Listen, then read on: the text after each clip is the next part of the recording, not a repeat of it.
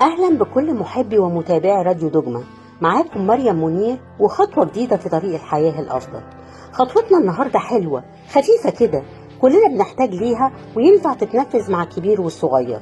خطوتنا النهاردة نفذها السيد المسيح لكل المجد بنفسه، وعلمنا خطواتها بدقة وفي مواقف كتيرة كمان. خطوتنا النهاردة هي لغة السيد المسيح، أو زي ما هو متعارف عليها لغات الحب الخمس. طب يعني إيه أصلا لغات الحب؟ هي الطرق أو الوسائل اللي استخدمها رب المجد علشان يوصل لينا حبه، علشان كده اتسمت بلغة السيد المسيح. زي ما قال الكتاب المقدس: اخبرني يا من تحبه نفسي، أين ترعى، أين تربض عند الظهيرة، في نشيد 1 آية 7. ولغات الحب هي لغة الوقت، ولغة اللمسات، ولغة الأعمال، ولغة الهدايا، وأخيرا لغة الكلمات. تعالوا مع بعض نعيش الوقت الجاي في لغة السيد المسيح. أول لغة لغة الحب، وهي أهم اللغات، لأن مثلا انشغال الأب أو الأم عن أولادهم لظروف معينة بيترجم عند الأولاد إن هم غير محبوبين. وللأسف دلوقتي كمان الوقت اللي بنقضيه مع أي شخص داخل دايرتنا بنكون مشغولين فيه بالموبايل والسوشيال ميديا. يعني حتى أيام التجمعات العائلية كل واحد فينا قاعد في العالم بتاعه جوه الشاشة الخاصة بيه، وعلاقتنا كلها تقريبا بقت صور وإيموجي وبس. لكن السيد المسيح لكل المجد علمنا إن احنا ندي وقت للحب بكل طاقتنا، والوقت ده نكون فيه متفرغين تماما للآخر. وعلمنا كمان ان نوع الوقت ده لازم يكون مفرح جدا، واكون فاضي تماما من اي مشغولية. كمان علمنا ان كمية الوقت مهمة، يا ترى هقدم ساعة ولا هقدم يوم؟ لان كل ما زاد وقت الحب اللي بقدمه كل ما زاد تأثير الحب ده على اللي حواليا. يعني كمان لازم اكون مركز وانا بسمعهم، بنصت ليهم، مش بس بسمعهم وانا بعمل حاجة تانية. يعني اكون معاهم بجسمي وعقلي وكل حواسي. طب تعالوا نشوف السيد المسيح عمل ايه في مرقس 6 من آية 30 ل 32. في الشاهد ده هنشوف ان السيد المسيح اجتمع مع تلاميذه وسمع منهم كل اللي هم عملوه، وحس ان في ناس كتيرة داخلة وخارجة عليه، وده هيخليه مش مركز مع كلام التلاميذ. فطلب منهم ان هم يروحوا المكان فاضي لوحديهم ويكون معاهم هو عشان يقدر يسمعهم بتركيز. وهنا الرسالة وصلت للتلاميذ انهم محبوبين جدا ليه، وانه بيخصص وقت ليهم هم وبس من غير مشاركة اي حد تاني معاهم من الشعب. اللغة التانية لغة لمسات الحب، الحضن. الحضن اعظم وعظة حب، والسيد المسيح بنفسه طبق الوعظة دي. والحضن كمان ليه اشكال كتير، زي السلام الحار، والابتسامة الصافية اللي من القلب، والنظر للعين او الاي كونتاكت، والمداعبة اللطيفة والطبطبة على الشعر. بس خلي بالك، كل لمسات الحب لازم تكون بنقاوة، مفيش داعي ابدا للمبالغات، ونراعي الحدود ودايما ضميرنا يكون صاحي. تعالوا بقى نشوف السيد المسيح طبق استخدام كل انواع الحضن ازاي.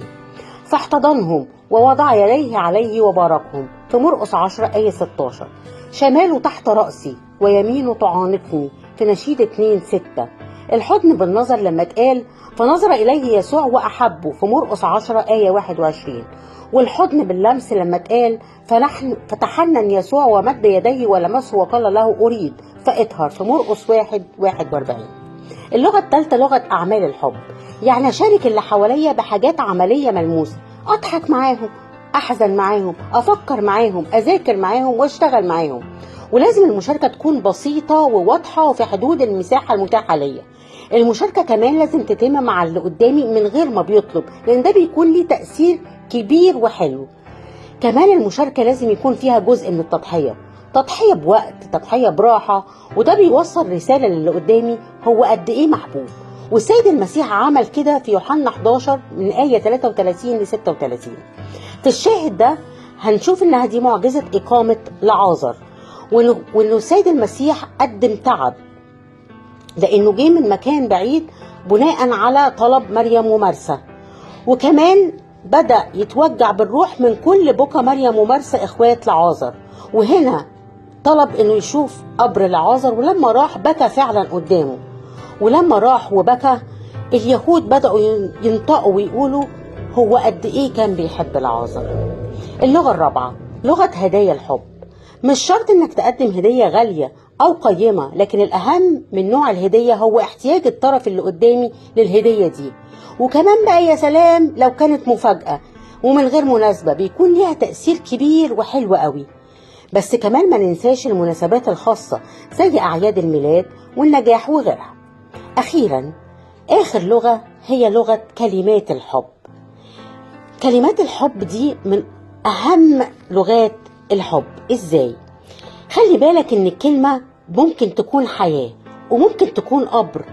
كلمة ممكن تعيشك زي طفل سنين فرحان، وكلمة ممكن تنقذ شاب من الاكتئاب. كلمة ممكن تلغي القلق وتحوله الاطمئنان. وكلمة صادقة وفعالة هي كلمة يا حبيبي. اختار في الشخص اللي قدامك اللي بتكلمه صفة حلوة حقيقية وقول له عليها وشجعه بيها. لو فهمت موقف بشكل خاطئ اعتذر، مفيش مشكلة أبدا. عمر الاعتذار ما يقلل من قيمتك، بالعكس ده بيعليك. ابدي إعجابك باللي قدامك حتى لو الموقف كان صغير وبسيط. اسمعه كويس وانصت ليه. وأخيرا، الكتاب المقدس بيقول لينا: أنتم أحبائي إن تعلمتم ما أوصيتكم به لا نعود أسميكم عبيد، لأن العبد لا يعلم ما يعمل سيده، لكني قد سميتكم أحباء لأني أعلمتكم بكل ما سمعته من أبي. في يوحنا 15 آية من 14 ل 15. دمتم كلكم محبوبين ومتحابين، ممارسين أكفاء للغة السيد المسيح، لغات الحب الخمس.